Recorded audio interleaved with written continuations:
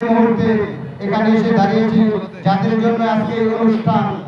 বাংলাদেশের সূর্য সন্তান ৭১-এর বীর মুক্তিযোদ্ধাদের সংবর্ধনা এবং ৫ই আগস্টের যে আমরা আবার ফিরে ৭১-এর মতো দেশ জয় করে দেশকে স্বাধীন করেছি, সেই মুক্তিযোদ্ধা আহত এবং নিহতদের দোয়া মাহফিলে আমি দুটি কথা বলে আমার বক্তব্য শেষ করছি। আমি আমার বিএনপির নেতৃবৃন্দকে বলবো, আমি এখানে এই মঞ্চে থেকে দেখতে পাচ্ছি যে আজকে যারা এখানে এসেছেন অনেকেই আওয়ামী লীগের সাথে জড়িত ছিলেন। বিগত দিনে বিএনপি যেহেতু কোনো আওয়ামী লীগের লোকজনের দরকার হয় নাই, আমি আশা করি এই সময়ও আওয়ামী লীগের কোনো লোকজনের দরকার নাই। আপনারা সজাগ দৃষ্টি রাখবেন, কোনো ভাবেই যেন কোনো আওয়ামী লীগের নেতৃবৃন্দ আমাদের মাঝে ঢুকে কোনো বিশৃঙ্খলা সৃষ্টি না করতে পারে, সেই দিকে আপনারা খেয়াল করবেন। যারা আওয়ামী লীগ করে তারা আমাদের ভাই, তারা এলাকায় বসবাস করে, তারা এলাকায় বসবাস করবে, আমাদের কোনোই নাই।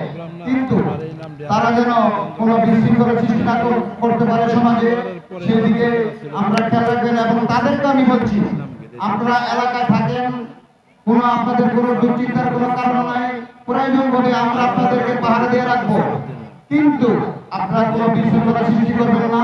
কোনো বিশৃঙ্খলা সৃষ্টি করলে কোনোভাবে আপনাদেরকে ছাড় দেওয়া হবে না। প্রিয় নেতৃবৃন্দ, আমি আরো বলতে চাই, আমাদের অনেক সময় পার হতে হবে। নির্বাচন, আগামী যে নির্বাচন হবে, সেই নির্বাচনে যেভাবে আমরা জনগণের কাছে ভোট চাইতে যেতে পারি, আপনারা সেদিকে খেয়াল রাখবেন। কোনোভাবে যেন কেউ আমাদের আচার ব্যবহারে কোনো কার্যক্রমে তারা অসন্তুষ্ট না হয়, কেউ যেন বলতে না পারে যে না বিএনপি ও আওয়ামী লীগের মতো। আপনারা ওই জিনিসটা খেয়াল রাখবেন। আমি নেতৃবৃন্দকে বলবো, তারা খেয়াল রাখবে, আমরাও খেয়াল রাখবো। আপনারা সবাই এলাকাবাসীর প্রতি খেয়াল রাখবেন, তারা যেন সুখ শান্তিতে বসবাস করতে পারে এই এলাকায়। আগামী দিনেও যেন তারুণ্যের অহংকার, তার ইতিহাস